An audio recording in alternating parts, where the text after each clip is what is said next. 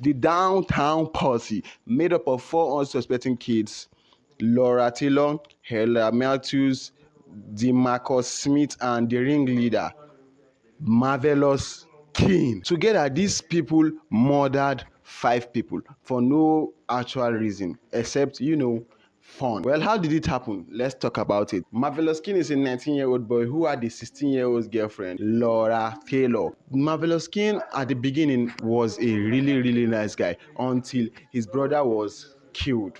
Then his life went to shit, like absolute turmoil. Like the two of them had their stories down, but the rest of the team, the remaining two guys, they're excommunicados. Like they had no families, not actually having no families, but they were just nuisance to the community at that point. So the story starts off at one point where the four of them were living in a hotel, and the four of them collectively were going broke. Like money was tight at the moment, and they devised a particular way to make money. Did I mention this was happening on 24th December? Well, ask yourself, why did I name it the Christmas killings if there is nothing happening on Christmas? Look in, this is happening on 24th December 1992. Laura came up with an idea which involves robbing a bunch of people to get money for them to continue surviving. But this idea had a particular flaw in it. What's that flaw? She decides to rob someone she knows already and she's familiar with. The name of the guy was Joseph Wickston. I couldn't find his picture, so we're just going to continue like that.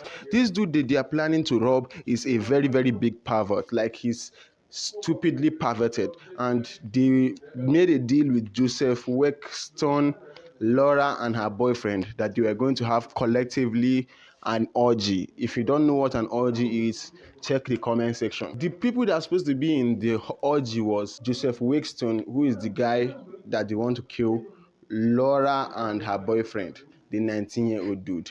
They were supposed to collectively come together and have an orgy. But while Laura and her boyfriend were planning to come have an orgy, the remaining two members of the groups were packing guns to kill Joseph Wickston. Joseph was peeling down his pants, and Marvellous, the criminal boss, like at this point they are criminal. The criminal boss was also pretending to pull out his pants, and he was like, "Psych, not pulling down my pants. Get tied on top of the bed." So he pulled out a gun from his dick area while Laura and Heather was trying to tie Joseph on the bed with wiring cords. You get, they were trying to strap him on that bed, not for some orgy activities. They were robbing the dude. They robbed everything. They cleared his house and they even stole his car.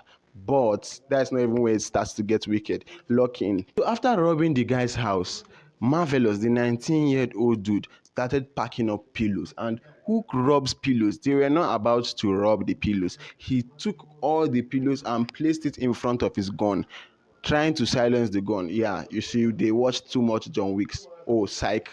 John Wick wasn't out then, but they watched too much of American movies or something. And he shot Joseph point blank range, but on his stomach. Joseph couldn't move. He couldn't do anything else.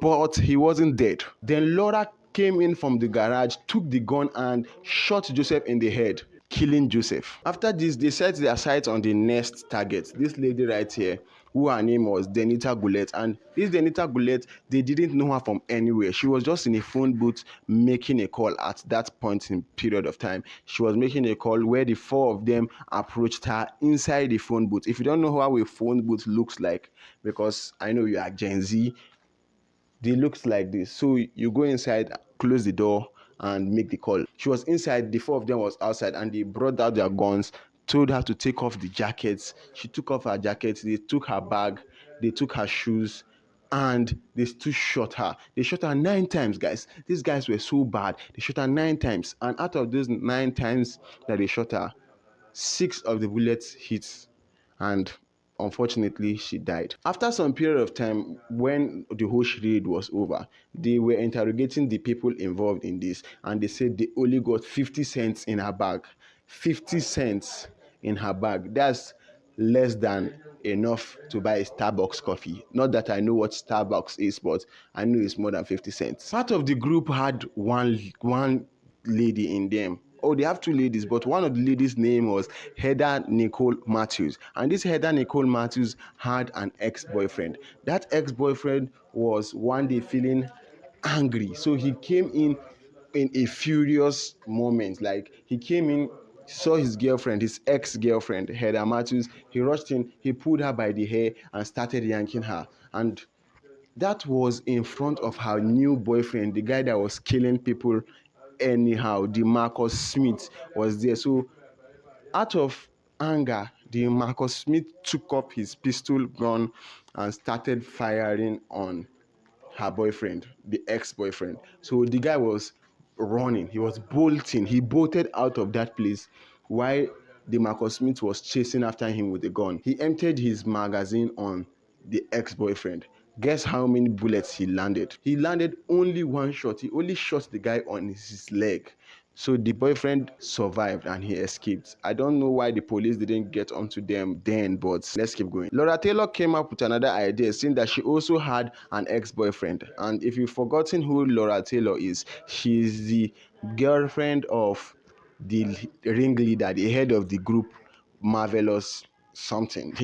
Like they are in a relationship. The head of the group and Laura Taylor, they are boyfriend and girlfriend. Laura Taylor decides to rob Richard Murdoch, and Richard Murdoch was in a house sleeping on the 24th of December, where Laura Taylor lured him out. They got into his car and they were on the road going somewhere. Unknowingly to him, he realized the car was following him from the behind and like tailing him.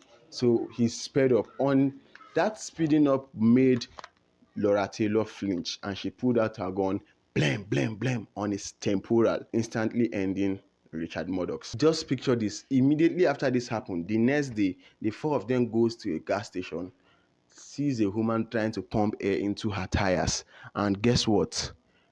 They opened fire on someone trying to pump air inside there for no reason. They just opened fire on her. Four of them were firing on this one woman and they couldn't even hit her. She ran away. But they stole her car. They stole her Dodge Challenger, and that is the beginning of their downfall. Laura Taylor went into the shop. The people in the shop were like, oh my God, what just happened outside? What the fuck just happened outside? And Laura Taylor was like, oh my God, I don't know what just happened outside. Then, not knowing that Laura Taylor came into the shop just to scan what's going on in there, they saw a bunch of people. The shop lady was there and other customers were there, like shopping, they were all shopping there. Laura Taylor came in and scanned in and gave the signal to Marvellous and DeMarcus outside. And DeMarcus and Marvellous came into the store. They were just shooting rampantly. There's a story of a guy that just lay down flat on the floor and he came out unscathed because these guys went pro. What the hell? Don't you read anything about Jeffrey Dahmer or something? I'm really rooting for you guys.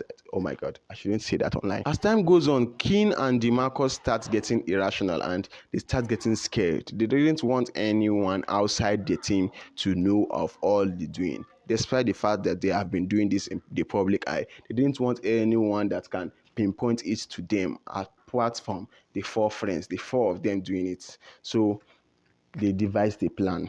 There were these two friends they had that they told everything, absolutely everything, namely Wendy and Maroon. And DeMarcus and Marvellous devised a plan, and they took Wendy and her boyfriend Maroon into the bush and they were interrogating Wendy and Maroon. At that same time that they took them there, they dropped off one dude.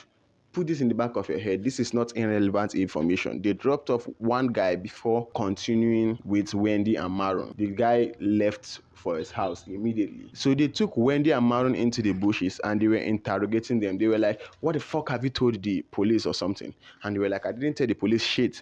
And they were like, you are lying. So Marvellous shot Wendy, DeMarcus shot Maroon, and that was it. So remember I told you that they dropped one guy off before going to assassinate Wendy and Maroon, right? His name is Nicholas Watson, and this Nicholas Watson was the single reason why they say the street is snitching, because immediately after he gets home, he calls the police and the sheriff department and everyone, and this dude gave them the source. He told them everything they needed to know.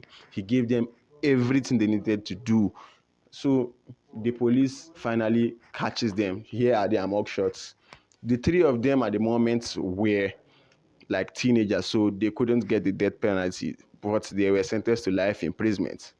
Why Marvellous, the ringleader who was 19 at the moment, and Bling Bling, he was an adult, He got the death penalty and apparently he died from a lethal injection.